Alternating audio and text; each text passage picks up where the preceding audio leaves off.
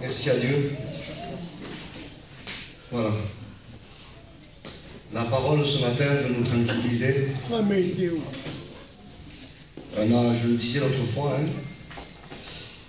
il y a des mots qu'on a été habitué à entendre et on les a compris d'une certaine façon.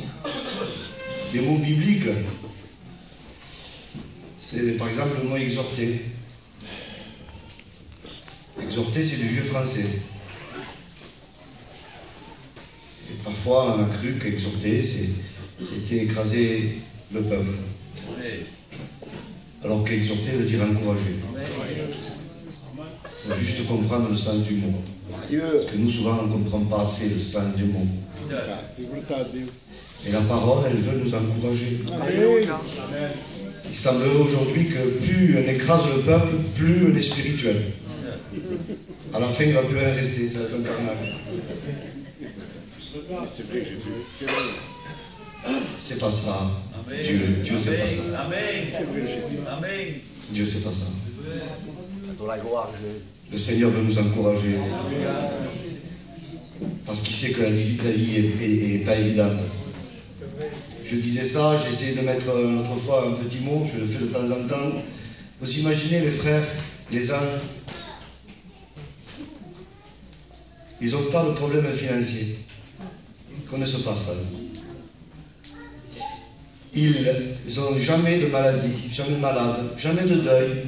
Ils ne vont jamais accompagner un bien-aimé qui est parti en terre. Ils ne connaissent pas ça. Ils ne connaissent pas les soucis, les tracas de la vie. Ils ne connaissent pas l'oppression qu'il y a des ténèbres sur la terre. Ils ne connaissent pas l'ambiance, la température ambiante du péché qui est sur toute la terre. Ils ne connaissent pas ça. Et ils marchent avec Dieu. Vous imaginez le peuple de Dieu? Alléluia.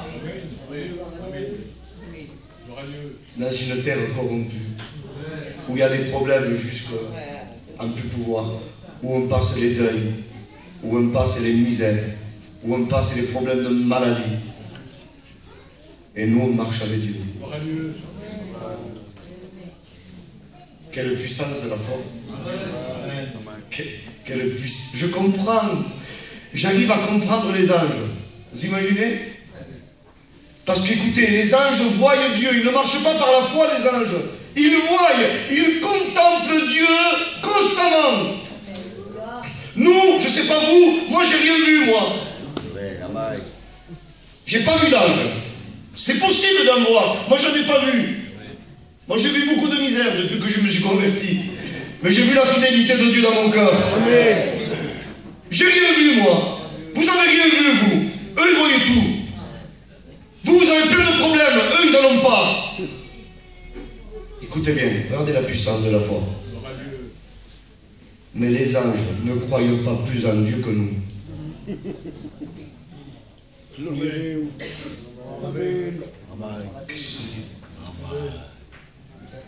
Et je comprends les anges parce que nous, il y a tellement de la misère sur la terre. Qu'est-ce que nous on fait? On veut regarder vers le haut, nous. Tu es d'accord? Les anges sont en haut et ils disent qu'ils veulent plonger leur regard. C'est un grand mystère, ça. Eux veulent aller vers le bas, regarder vers l'église. Parce que pour eux, ça les dépasse. C'est un mystère grand qu'une église dans une terre corrompue arrive à adorer Dieu comme eux, arrive à marcher avec Dieu comme eux. Je comprends pourquoi. Que vous verrez jamais dans la Bible un ange assis dans le ciel. Mais que nous, l'Église, il dit, Jésus dit, je vous ferai asseoir. Amen. Écoutez bien, mes frères et sœurs bien-aimés, il nous comprend.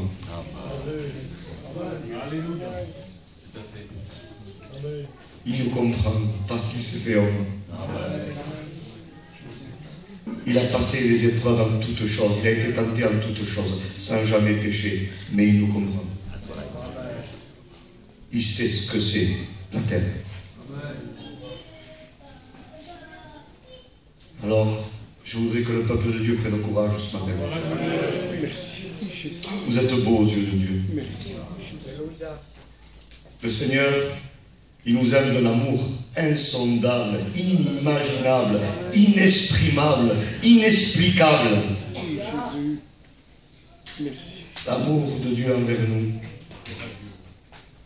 Encore un peu de temps, frères et sœurs. Amen. Notre délivrance est proche. Il va venir nous chercher. Nous allons partir auprès du Seigneur. Que j'aime ce texte. Et elle sera toujours avec le Seigneur. Amen. Amen. Encourageons-nous chaque jour les uns les autres. Aidons-nous. Arrêtons avec cette espèce d'esprit de compétition qui fait combien de dégâts. Seigneur, que Dieu nous pardonne. Que Dieu ait pitié de nous.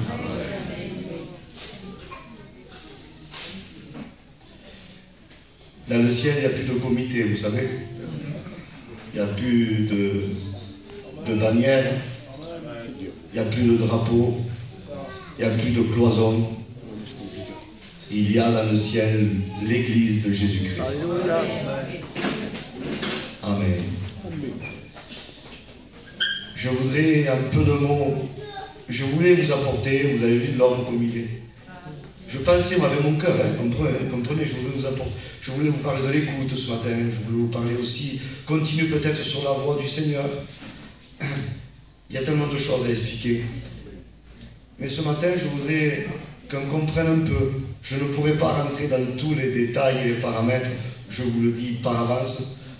Je voudrais juste, courtement, qu'on puisse réaliser ce qu'est l'alliance de la grâce.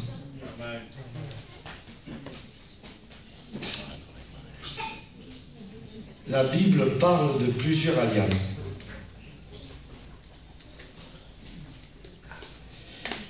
Alors, il y a plusieurs écoles de pensée, 2 ou 3 peut-être, mais bon, ça c'est pas vraiment important. Je voudrais vous résumer courtement les alliances qu'il y a eu dans la Bible à peu près, à quelque chose de près. Hein. Il y a eu l'alliance de Dieu avec le premier homme, Adam, au jardin d'Éden. Il y a eu l'alliance après la désobéissance d'Adam, puisque le Seigneur les revêt d'habits de peau. Vous voyez, Dieu continue malgré la désobéissance, l'amour de Dieu va plus loin. Après, il y a l'alliance qui a été faite du temps de Noé. Après, il y a l'alliance du temps d'Abraham.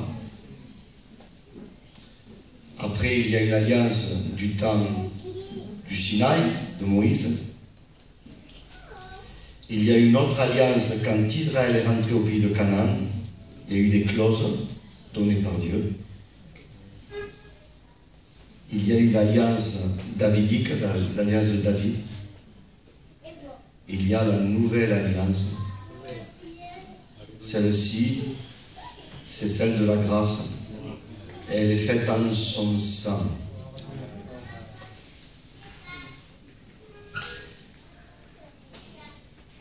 Et il faut expliquer. Je voudrais expliquer courtement pour qu'on comprenne. Dans la Bible, il y a quelque chose qui est très présent, c'est la typologie. Alors, la typologie des personnages dans l'Ancien Testament, on appelle ça la typologie christique. C'était les hommes de Dieu dans l'Ancien Testament étaient des types de Christ. Attention, que des images, parce que c'était des hommes pécheurs. Mais dans leur qualité qu'ils exerçaient de leur temps, ils étaient des types de Christ. Mais pas comme Christ, bien entendu.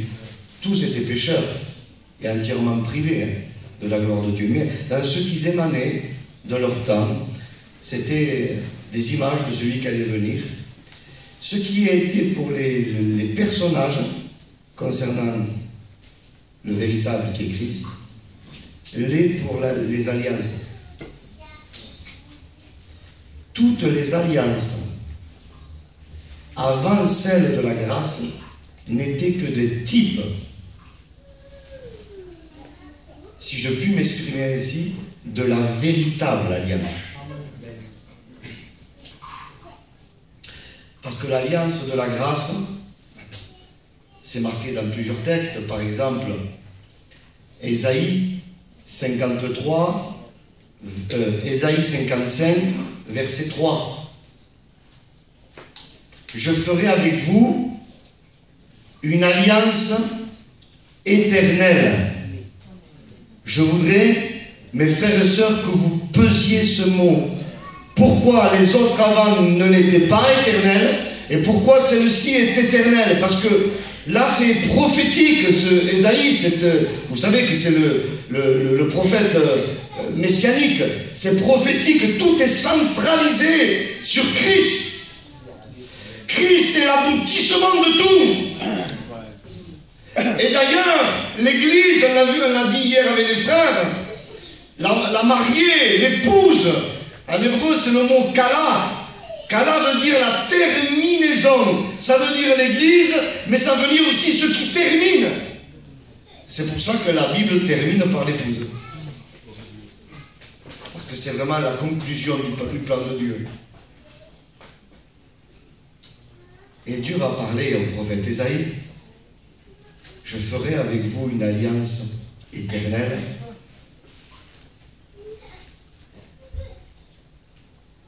Je voudrais expliquer. Il y a trois positions temporelles. Il y a la temporalité. Qu'est-ce que c'est la temporalité? C'est ce qui a eu un commencement et qui a une fin.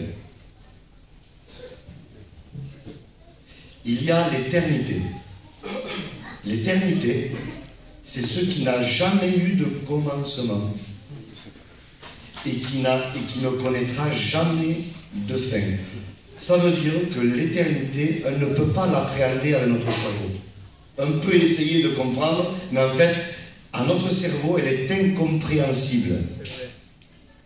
Il y a la troisième position, la sempiternalité.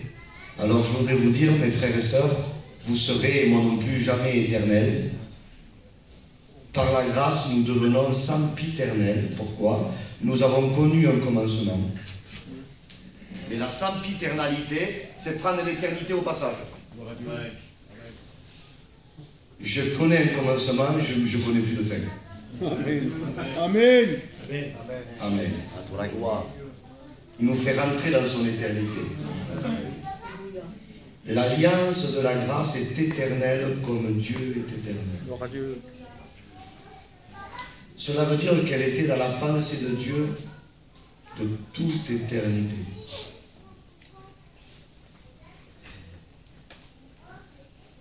C'est-à-dire qu'elle est plus que durable, elle est permanente. Elle est stable. Elle est le repos de Dieu éternel. Et Dieu a agréé les autres alliances, savez-vous pourquoi? En prévision de celle qui allait être accomplie par Christ. Et qu'est-ce que dit Ésaïe 55, verset 3?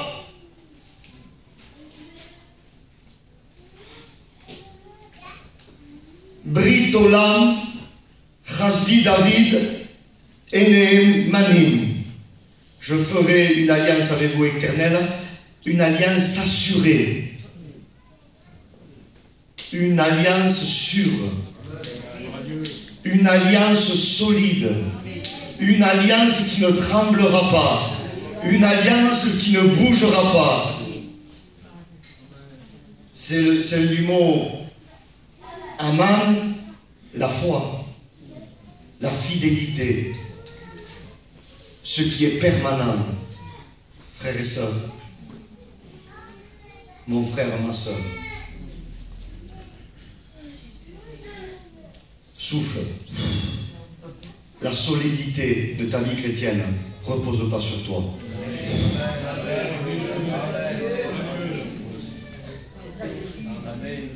La solidité de cette alliance repose sur quelqu'un. Alléluia.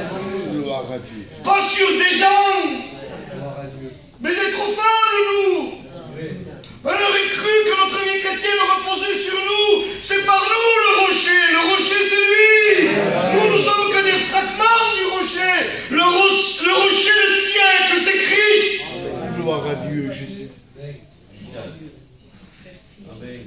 centralisé sur une personne, David.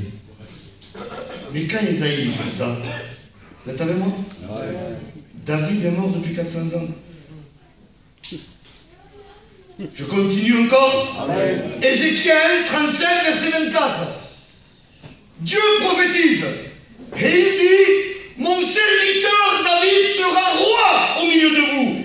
Et à ce moment-là, du temps d'Ézéchiel, David est mort il y a 400 ans. Et son sépulcre, tout le monde le visitait déjà. Qui c'est ce David? Vous savez qui c'est?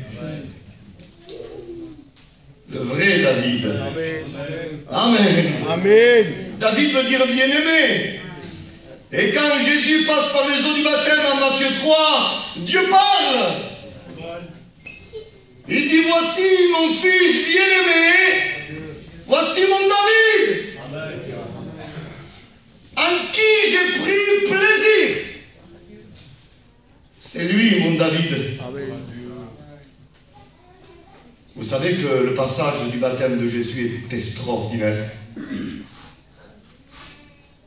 Vous avez pesé, mes frères et sœurs, ce passage. Jésus vient pour être baptisé par Jean. Je comprends la réaction de Jean-Baptiste, moi. Il ne veut pas, lui. Parce que c'était quoi le baptême de Jean? Qui c'est qui peut me le dire, ce que c'était? Aujourd'hui, dans nos églises, ça va être un peu comme ça. Vous aussi, chez nous, il faut presque freiner la porte du baptistère. Parce que les gens veulent se baptiser à la minute. Et il faut dire, écoute, reste là. Je prends la responsabilité, c'est les pasteurs. T'as accepté Jésus? Oui. Ta vie a changé? Oui. Mais tu es sauvé, mon frère. Et s'il y a quelque chose à me dire, le Seigneur nous le dira à nous. Allez, repose-toi. On va attendre un peu. Hein? Ça parce que c'est le baptême chrétien. Mais le baptême qu'a pris Jésus, c'est pas le même baptême.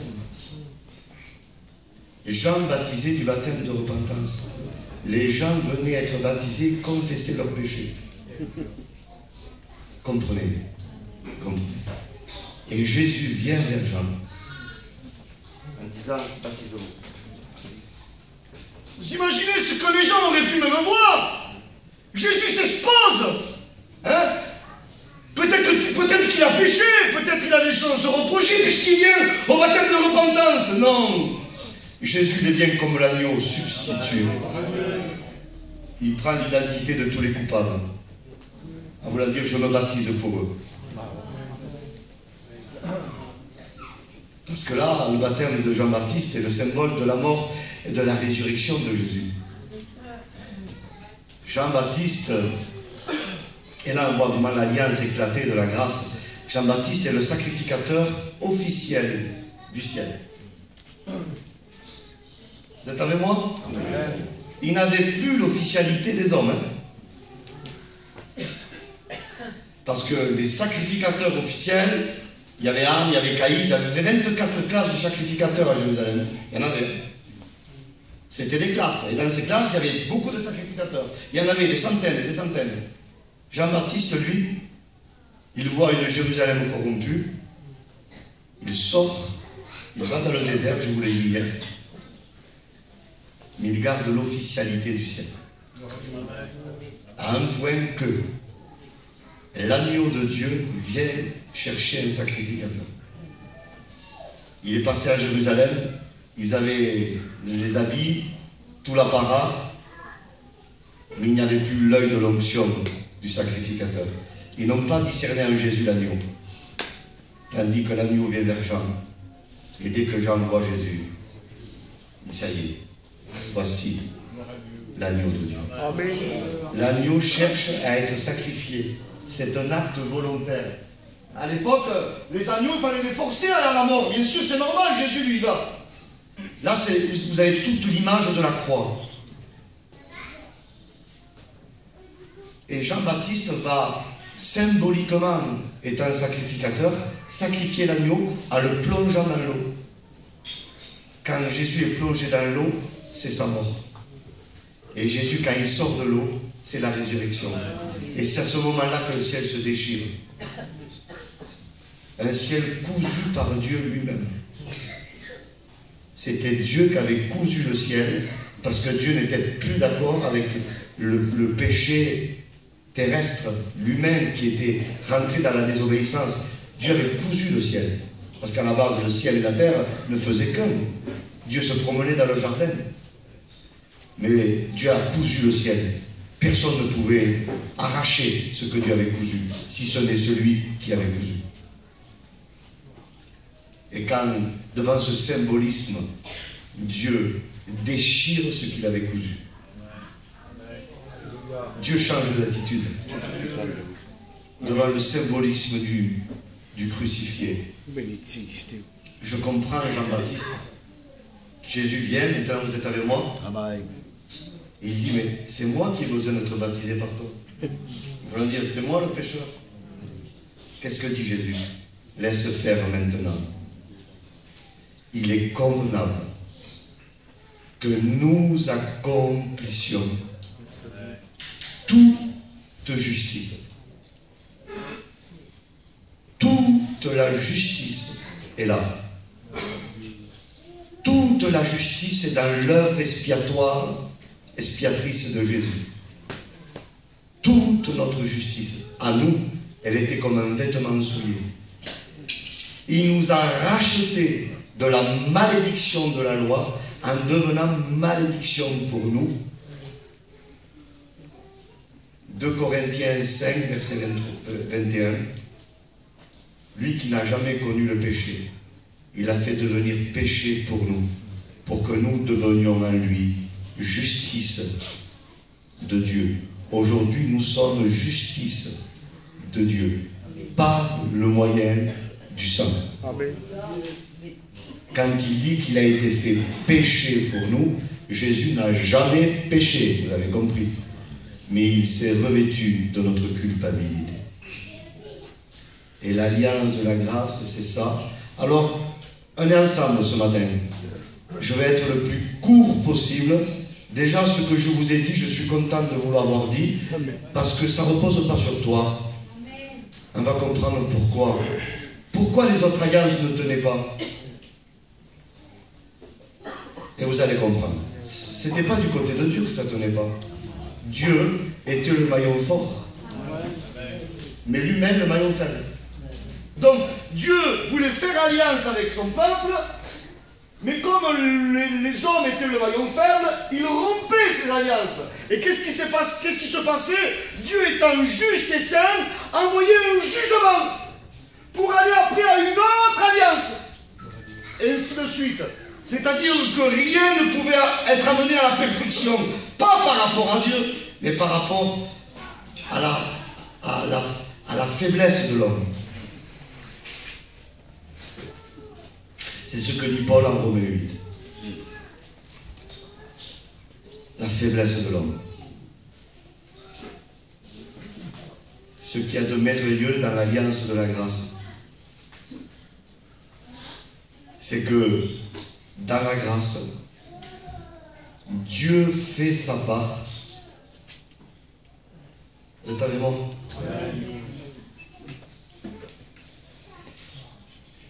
Et à travers Christ, il s'incarne. Il devient un véritable être humain. Dieu fait sa part en tant que Dieu, et l'humain qui s'appelle Jésus fait la part de l'humain à notre place et répond à Dieu. Et il dit au Père, tout est accompli. Gloire à Dieu, Jésus. Alors ça veut dire quoi ce matin? Je ne dois pas faire ma part, bien sûr que si. On doit suivre le Seigneur. Amen. On doit l'adorer. Amen. On doit le servir. Alléluia. Amen. Mais comprenez, il a tout accompli. Amen. C'est pour ça que cette alliance, elle est solide, inébranlable. En Hébreu, l'auteur aux Hébreux, chapitre 10, il va dire ainsi, Hébreux, chapitre 4, il dit, efforcez-vous à entrer. dans le repos. Vous imaginez comment parle la Bible? Il faut s'efforcer à se reposer. Parce que l'homme voudrait tellement faire, tellement bouger, tellement agir. Alors que le Seigneur nous dit, écoute, efforce-toi à croire seulement. Rentre dans son repos. L'auteur aux Hébreux a compris. Il dit même, l'auteur aux Hébreux, vous imaginez le caractère des hommes de Dieu. Ils avaient compris la grâce. Et l'auteur aux Hébreux, chapitre 4, verset 16 par exemple, nous dit, approchons-nous avec assurance du trône de la grâce. Approchons, il s'inclut. Il ne dit pas approchez-vous, il dit approchons-nous. Amen. Avec assurance, il y a de l'assurance. Je ferai avec vous une alliance éternelle, ma fidélité assurée envers David. Dans 2 Corinthiens, chapitre 3, Paul va parler de Moïse, le grand Moïse. Vous êtes avec moi?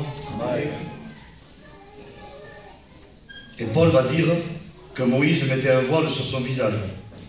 Et souvent, nous, on croit, comprenez, vous savez que Moïse parlait avec Dieu à visage découvert, et quand il parlait avec Dieu, la gloire resplendissait sur son visage. C'est-à-dire que Moïse était impacté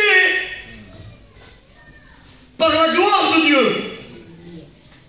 Il y avait un impact. Il reflétait la gloire de Dieu. Et quand il avait fini de parler avec Dieu, il parlait au peuple à visage découvert. Et souvent on dit, il se mettait un voile pour pas qu'Israël voie la gloire. C'était trop. C'est vrai qu'elle était impressionnante, la Bible le dit. Qu'ils avaient même crainte de le voir. Mais Moïse ne se mettait pas un voile. Vous savez pourquoi il se voilait? Pour pas qu'Israël voie l'éphémérité de la disparition de la gloire sur son visage. Parce que la gloire n'était pas permanente sur le visage de Moïse. Vous savez-vous pourquoi? Moïse était pécheur. Mais Paul continue. Il dit, nous pouvons marcher à visage découvert. Parce que la gloire n'est pas le résultat de nos mérites. L'alliance de la grâce nous apporte une constance. Amen. Amen. Même avec nos manquements, nos erreurs, nos défauts, il y en aura jusqu'au bout, les frères et sœurs. Celui qui est né de Dieu, vous êtes avec moi? Amen. Ne pratique plus le péché. C'est une affirmation autant affirmative que quand il dit Jean, dans le même épître, le sang de Jésus, son Fils, nous purifie de tout péché. C'est affirmatif. La même affirmation de Jean, celui qui est né de Dieu ne peut plus. Amen. Amen. C'est pas qu'il veut même plus, il ne peut plus vivre dans le péché. Il ne peut plus. Parce que la semence de Dieu demeure en lui. Alléluia. Et malgré tout, il dit que celui qui dit qu'il n'a pas de péché, il se séduit lui-même. Et la vérité n'est pas en lui. Et Jean s'inclut aussi. Il dit que Jésus est une victime expiatoire pour nos péchés. Il ne dit pas pour vos péchés, pour nos péchés, mais pas seulement pour les nôtres, pour tous ceux du monde entier. C'est pour ça que c'est la grâce, la constance, la stabilité, la puissance, la force de la grâce qui est la solidité de notre vie chrétienne. Et ça, c'est très important. Je vous cite un texte. 2 Corinthiens 5, verset 19. Mes frères et sœurs, je voudrais vraiment qu'on se réjouisse. Amen. Ne mets pas d'opposition à ce message. Parce que c'est ce message-là qui va t'apporter ce que tu as besoin jusqu'au bout. C'est ce message-là qui va t'apporter ce confort spirituel. Sans ce message, on ne s'en sort pas. 2 Corinthiens 5, verset 19. Dieu était en Christ, réconciliant le monde avec lui-même. Je comprends mieux dans la typologie des alliances, je vous en ai parlé au départ. En Genèse 15, Dieu fait alliance avec Abraham. Extraordinaire, les frères. Et cette alliance-là ne déroge pas à la règle et tu es un type de la vraie alliance, je vous l'ai dit, hein, celle de la grâce. Et puis, Dieu demande à Abraham ce qui se faisait de son époque. Parce que Dieu agit comme ça. On appelle ça, dans la Bible, de l'anthropomorphisme. Dieu se sert du langage humain et des images humaines pour nous montrer certaines choses. Mais c'est bien au-delà des images. Mais nous, on ne peut pas, notre cerveau ne peut pas assimiler autre chose. Donc, il nous parle dans notre dimension à nous. Comprenez ça? Comprenez ça? Amen. Et puis, Dieu se sert d'un usage culturel de l'époque. Soyez avec moi. Amen. Je sais qu'il fait chaud, je ne vais pas aller loin ce matin, je vais terminer bientôt. Pour montrer à Abraham qu'il veut faire alliance avec lui. Il dit, voilà Abraham, prends des animaux, coupe-les par le milieu. Et ça, c'est pas quelque chose de nouveau. C'est ce que les hommes faisaient de leur temps quand un homme faisait une alliance avec un autre homme. Et les deux passaient entre les animaux. Vous savez ce que ça signifiait? Celui qui ne tient pas parole, qu'il soit retranché comme ces animaux sont retranchés. Mais Dieu, quand il dit ça à Abraham, il permet qu'Abraham rentre dans une torpeur, un sommeil, et un brandon de feu, il voit. Passer entre les animaux. Mais Abraham ne passe pas. C'est comme Dieu dirait à Abraham, Abraham, ne t'engage pas toi, même avec tes bons sentiments. Tu es le maillon faible. Moi je t'annonce que je ferai les deux parts.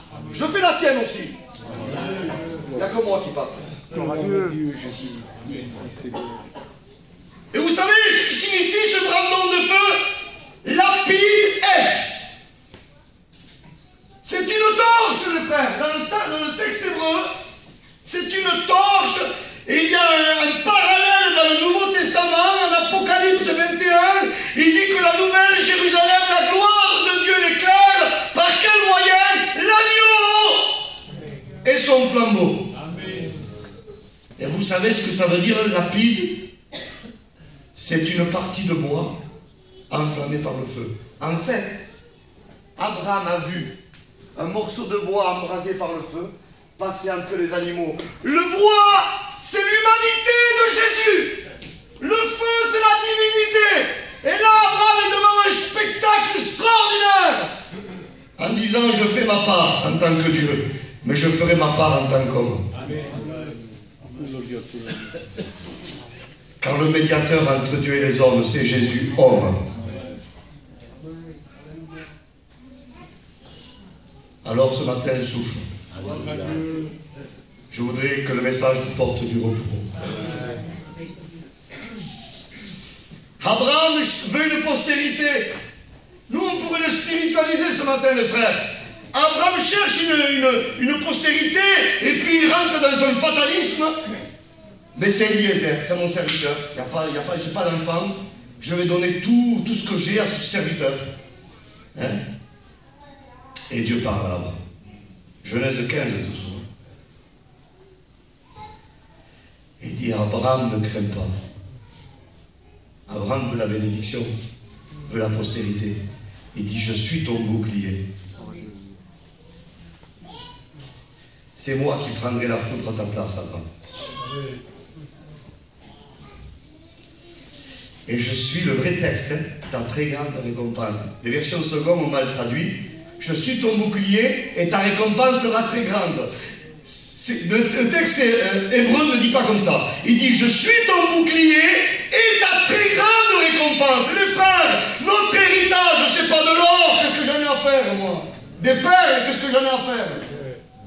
Nous sommes héritiers de Dieu. Amen. Amen. Et co-héritiers de Christ. Amen. Mon héritage, c'est lui. C'est lui le royaume, c'est lui le temple, c'est lui l'agneau de Dieu, c'est lui le roi des rois, c'est lui le Seigneur des seigneurs, c'est lui le prince de la paix, c'est lui le Dieu puissant, c'est lui le Père éternel, il est tout. Amen. Merci. Jésus est suffisant. Mais qu'est-ce que voulait dire Dieu à Abraham? Parce qu'Abraham entend une postérité. Écoutez bien. Abraham, je suis ton bouclier. Comment tu vas faire, Seigneur? Et je suis ta très grande récompense. Tu cherches une postérité. Abraham, je m'incarnerai dans ta postérité. Parce que Jésus est appelé fils d'Abraham. Généalogie de Matthieu. Dans l'incarnation, je deviendrai ton fils, Abraham. Et je serai ton bouclier à la croix. Le châtiment qui devait tomber sur toi tombera sur toi. Mes frères et sœurs, mes amis, ne cherchons pas d'autres postérités. Et c'est ce que dit Paul. En parlant de la postérité promise à Abraham, il ne dit pas à des descendants, il ne dit pas à des postérités, mais Paul il dit, dans la révélation de Dieu, il parle à une postérité. Et Paul dit, c'est-à-dire Christ. Amen. Est-ce que vous commencez à réaliser la solidité de l'alliance, de la grâce? Tout est fait, les frères et sœurs. Il nous a ressuscités ensemble. Et nous a fait asseoir ensemble dans les lieux célestes en Jésus-Christ. Alors, il y a Apocalypse 4. Apocalypse 4.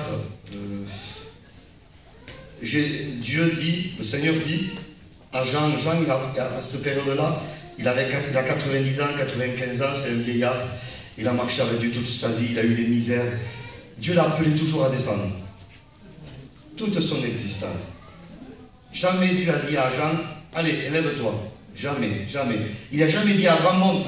Toujours descends, descends, Jean. Il n'a jamais dit à Jean, monte. Il a dit toute sa vie à Jean, par son esprit, descends. Descends. Mais là, Jean est un vieillard à l'île de Patmos, usé corporellement, par les clous, par les coups, pour le témoignage de Jésus-Christ, usé par le ministère. Et le Seigneur lui dit, monte ici maintenant. Alléluia, Seigneur. Amen. Amen. Gloire à ton nom. Descendons toute notre existence, les frères et sœurs. Parce que la vie chrétienne, c'est une vie de descente. C'est une descente progressive. Et ça, les anciens comprennent ça mieux que moi. Mais j'ai un peu compris, pas beaucoup, un peu, que l'appel de Jésus à Zachée descend vite. J'ai compris que c'est une progression toute mon existence de descendre. Je ne descendrai pas totalement d'un coup. Je suis trop orgueilleux pour ça. Dieu est patient avec moi. Alléluia. Dieu est patient avec nous. Et la patience de Dieu est notre salut. Vous savez, c'est écrit. Dieu est patient. Alléluia. Et cette descente de Zachée vers Jésus, c'est toute notre vie chrétienne. Ça. Et toute notre vie chrétienne, le Seigneur nous dira, descends plus bas. On croit arriver, nous. Et puis le Seigneur nous dit, il se sert des circonstances de la vie. Et puis il nous dit, attends, t'es trop encore, descends encore. Mais un beau jour, il nous dira, monte ici. Moi, ça me bouleverse. Ça me bouleverse. Alléluia. De voir un vieillard comme Jean, qui a subi l'ignominie, qui a subi toutes les souffrances possibles et inimaginables. Et à un moment précis où il n'en peut plus, où il a servi le Seigneur, il est aux travaux forcés à l'île de Patmos. Et là, le Seigneur dit, monte ici. Ça, il monte. Parce que Dieu veut lui montrer quelque chose. Je fus saisi par l'Esprit. Il y avait un trône dans le ciel. sur ce trône, quelqu'un était assis. Vous êtes avec moi?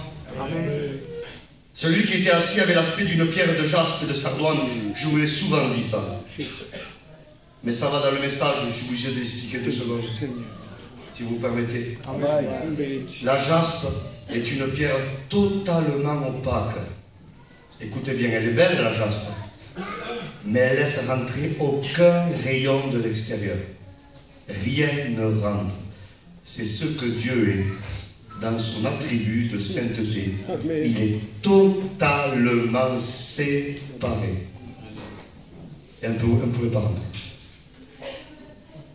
Il y en a qui croyaient rentrer par leur transpiration charnelle. Si je fais 10 heures de prière, je vais rentrer. Mais non, mon ami. Tu peux prier même toute la journée, en devenir fou. S'il n'y a pas le sang, tu ne rentres pas. Amen. Tu ne rentres pas. Ézéchiel, soyez avec moi quelques instants. Vous ne me voyez pas là, je suis à 200 à l'heure. En vérité, je suis à 200 à l'heure. Je vais terminer. Je sais que c'est compliqué d'écouter un message un peu long, surtout quand il fait chaud. Je me mets à votre place, les frères et sœurs. C'est plus facile de prêcher, même s'il y en a chaud, que d'écouter.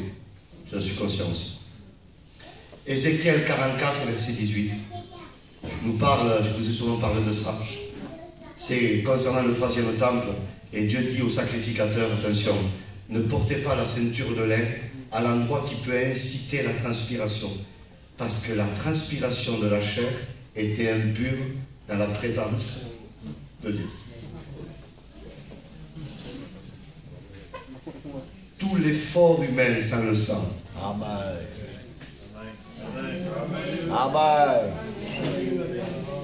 Parce que quand la chair fait bien, c'est mal. Quand la chair fait mal, c'est mal. Même quand la chair veut bien faire, aux yeux de Dieu, l'exigence de la sainteté divine est trop grande pour passer. Ça ne passe pas. On ne rentre pas. Alors je voudrais te dire ce matin, écoute bien. C'est pas ta transpiration qui te fait rentrer, c'est son sang. Amen. Amen. Et l'auteur aux Hébreux continue. Quel homme humble, l'auteur aux Hébreux. Alors certains disent que c'est Paul, je ne sais pas. Moi je ne peux pas affirmer. Il semblerait qu'il y a la plume de Paul, mais je ne peux pas m'affirmer sur ça. Mais néanmoins, quel homme de Dieu. Et qu'est-ce que dit l'auteur aux Hébreux? Il dit, nous avons désormais un libre accès. Il dit pas vous, il dit nous. Il s'exprime aussi encore. Par le moyen du sang. Alléluia. Voilà. Et la nouvelle alliance, c'est l'alliance en son sang. Amen. Quelle grâce. Quelle grâce. Je vous dis ça, juste ça. Acte 20, verset 28. Et je vais terminer parce que là, il nous faudrait au moins 2 réunions de plus.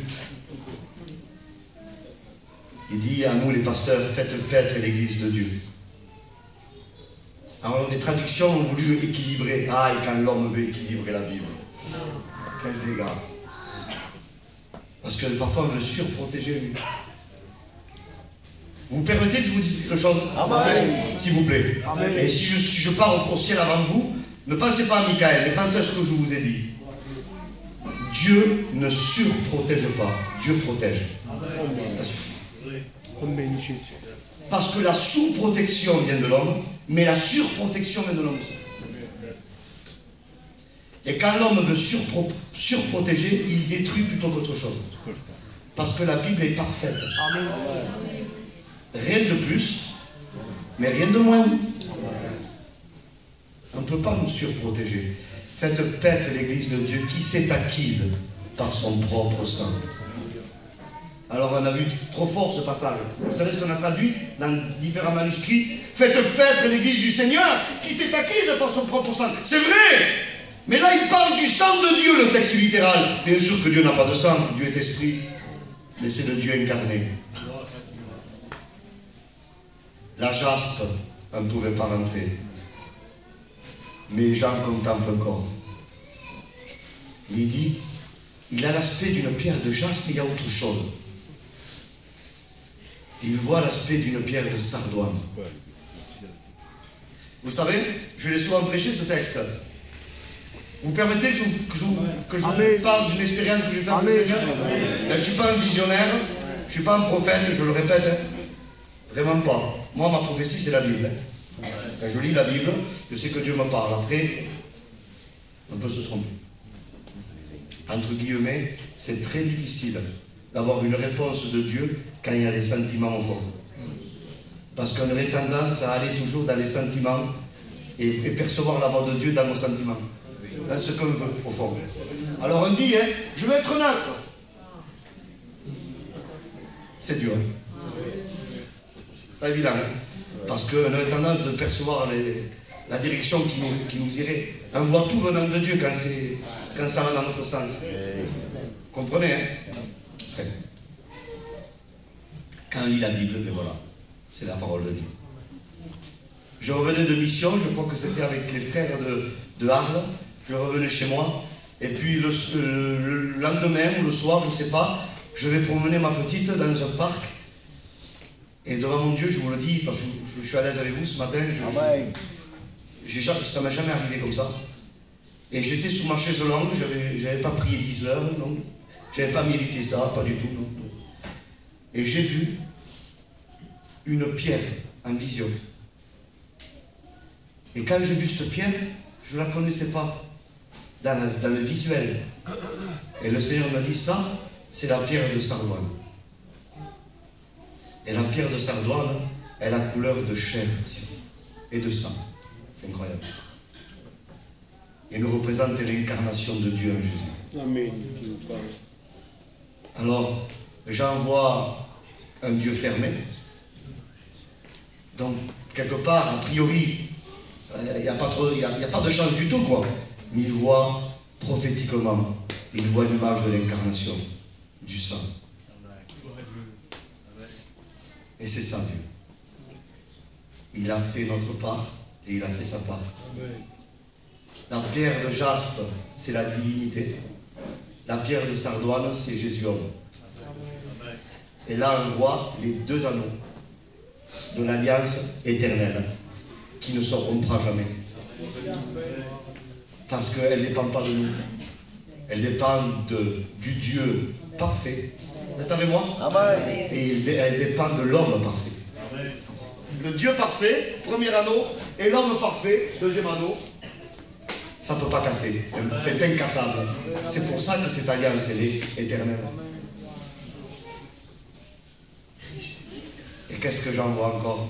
Monte ici. Il y a une précision, vous avez vu. Monte pas n'importe où. Hein. Parce qu'il y a des élévations qui ne viennent pas de Dieu. Il y a des élévations qui viennent de l'adversaire. Faisons attention.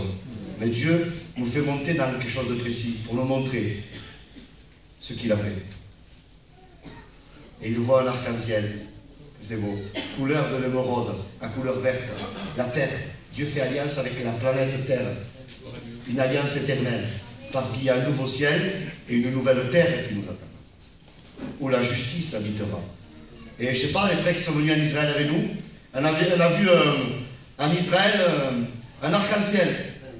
Je ne sais pas, il est plus beau en Israël l'arc-en-ciel qu'ici. Pourtant c'est le même. Mais parce que c'est en Israël, tout le monde était ébahi de l'arc-en-ciel.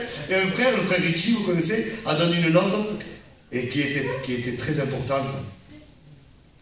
L'arc dans le ciel. Vous avez remarqué ce que c'est? C'est déjà du temps de Noé. Et dans l'hébreu, c'est vraiment le mot arc. C'est l'arme. C'est vraiment l'arme. Et c'est un arc qui est dirigé vers le ciel. Et c'est ce que faisait à l'époque une armée quand ils allaient avec une autre armée, quand ils voulaient faire la paix, ils avaient l'arc sur eux. La cible était sur eux. Et ils tournaient l'arc. Et se le tournaient sur eux. Ils avaient fait la paix. Eh bien, le Seigneur a fait la paix avec nous. Par le sang de son Fils. L'arc est dirigé vers Christ. Le châtiment qui nous donne la paix est tombé sur lui. Amen. Amen. Et par ces meurtrissures, nous sommes guéris.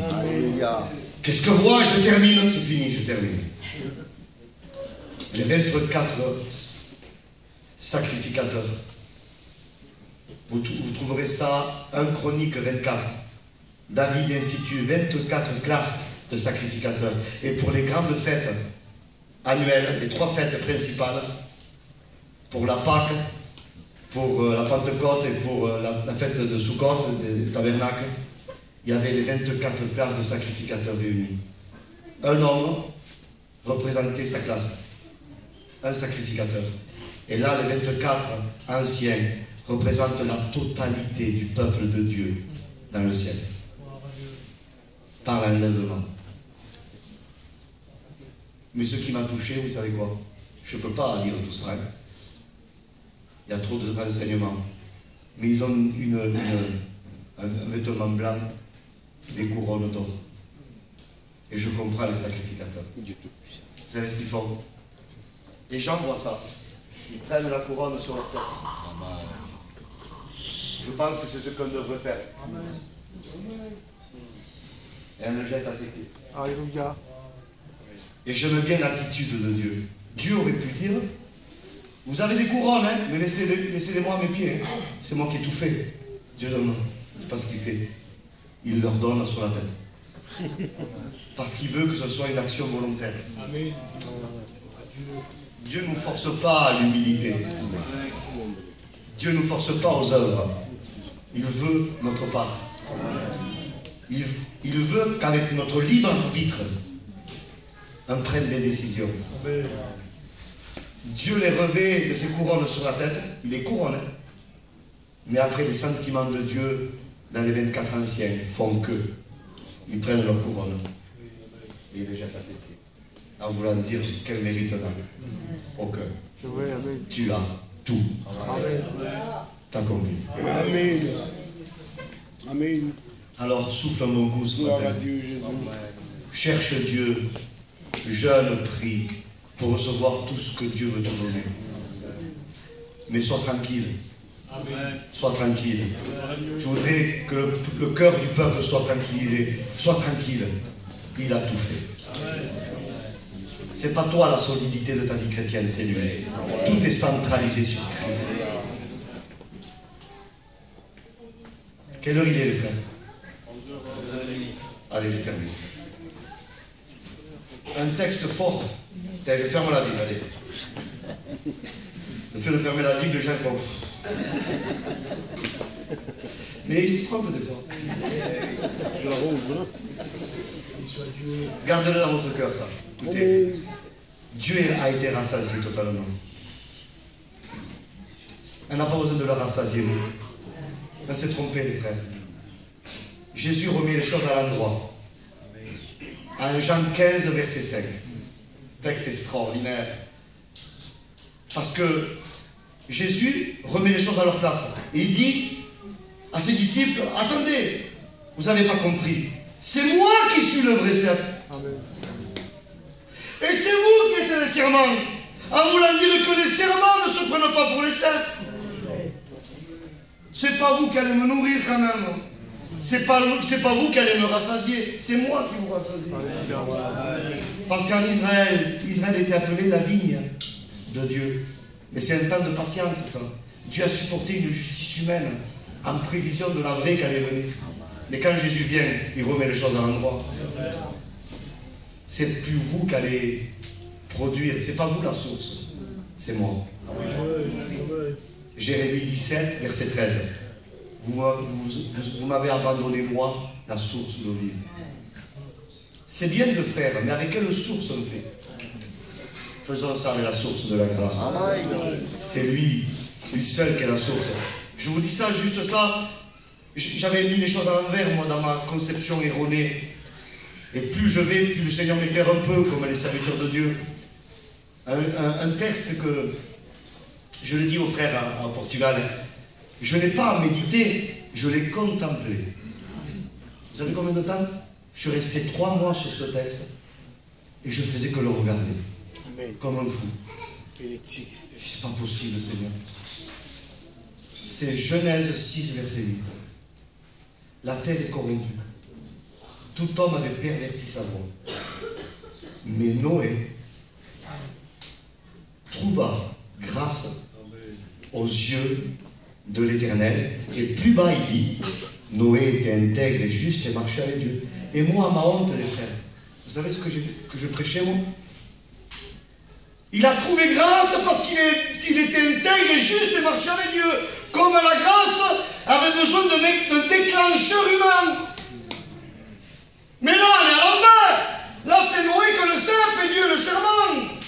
Mais non, c'est parce que Dieu lui a fait grâce. C'est les résultats de la grâce que Noé était intègre et juste et qu'il marchait avec Dieu. Ne mettons pas les choses à l'envers. Si on marche avec Dieu, ce n'est que par sa grâce. Qu'est-ce qu'on ferait nous sinon? Je voudrais vous dire que Dieu est rassasié. Il y a un frère, j'étais dans une église, je ne dis pas l'église. Je ne dis pas l'église. Un frère qui disait, Seigneur, en priant, j'en ai prêché. Hein, je bois un peu d'eau, entendez. Et puis un jeune frère, tout plein de zèle, il disait, Seigneur, je voudrais tellement te rassasier. Et puis justement, je prêchais ça. J'ai commencé à prêcher la croix. Et j'ai dit, écoutez, Dieu est rassasié. C'est fait déjà. Il est rassasié en Christ. Parce que la croix, c'est pour Dieu. C'est pour nous sauver, mais c'est pour Dieu la croix. Michée 5, verset 1 à 2. Toi, Bethléem, Ephrata, petite parmi les milliers de Judas, mais de toi sortira pour moi. Jésus, c'est pour Dieu. Il rassasie Dieu. Alléluia. Et je vous donne un texte à méditer chez vous. Très fort. 1 Samuel 4, verset 4. Il dit que Dieu siégeait entre les chérubins. Ça ne paraît rien, ça. Il est question de l'arche de l'Alliance. Et sur l'arche de l'Alliance, il y avait le socle, le propitiatoire, on appelle en hébreu caporet, ce qui recouvrait l'arche. Et c'est sur ce socle qu'on faisait l'aspersion du sang une fois par an. Écoutez, Dieu est assis sur le sang de Jésus. Dieu s'est reposé. La croix fait reposer Dieu. C'est son sang qui a coulé, qui a permis à Dieu de rentrer à nouveau dans son repos. Et bien sûr, je vous l'ai souvent prêché, je vous donne juste les textes, vous les méditez chez vous. Ce que je vous dis est biblique. Lévitique 1, verset 9. C'était écrit que les sacrifices animaliers de l'Ancien Testament, qui étaient toujours des types, souvenez-vous, hein, il y a la typologie des animaux, des hommes et des alliances dans l'Ancien Testament. Il dit que c'était un parfum d'agréable odeur. Et là, dans l'hébreu, c'est un parfum de repos. Réar Nichoar, un parfum de repos. Dieu nous prophétisait déjà qu'il attendait un sacrifice de repos. Exode 31, verset 17. Il parle de la création. Et puis il dit que Dieu cessa son activité, Shabbat, et il se reposa, Nafash, il reprit haleine. Dieu nous prophétisait déjà qu'il allait reprendre une haleine dans un sacrifice. Et c'est à ça qu'on repose. Parce que regardez, je vous mime. Si je reprends haleine, je prends du repos. Dieu avait soufflé à Adam en Genèse 2,7. Il attendait le retour. Le retour, Jésus lui a donné. Alléluia. Il a été rassasié. Il a attendu 4000 ans le retour. Du premier Adam au dernier Adam. Et Jésus à la croix, entre ciel et terre, a dit au Père, tout est accompli. Ah, Seigneur, tu vas voir. Et il rendit l'esprit. Il a fait...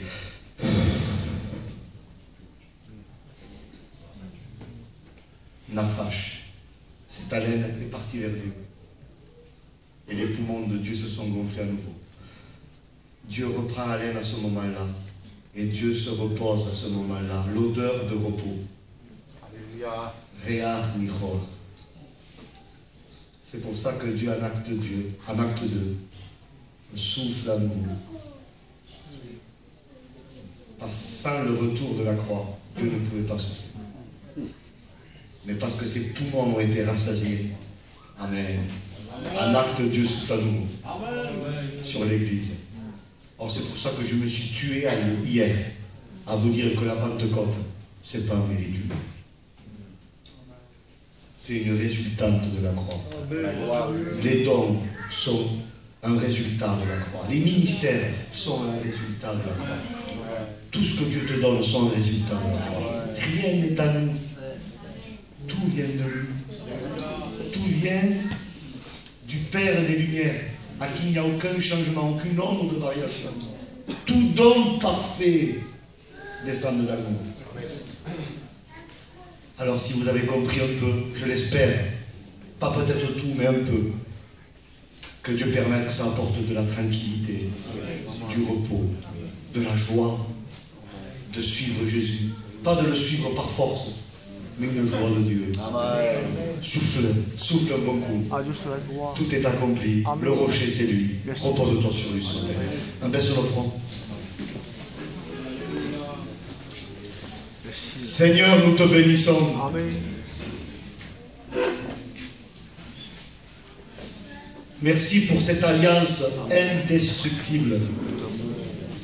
Et nous voulons la garder dans notre cœur. Nous voulons la protéger dans notre cœur. La serrer dans notre cœur. En seule fin de ne pas pécher contre elle. Seigneur, tu bénis ton peuple ce matin. Tu bénis mes frères et sœurs. Apporte la stabilité. Apporte le repos. Apporte la tranquillité dans les cœurs.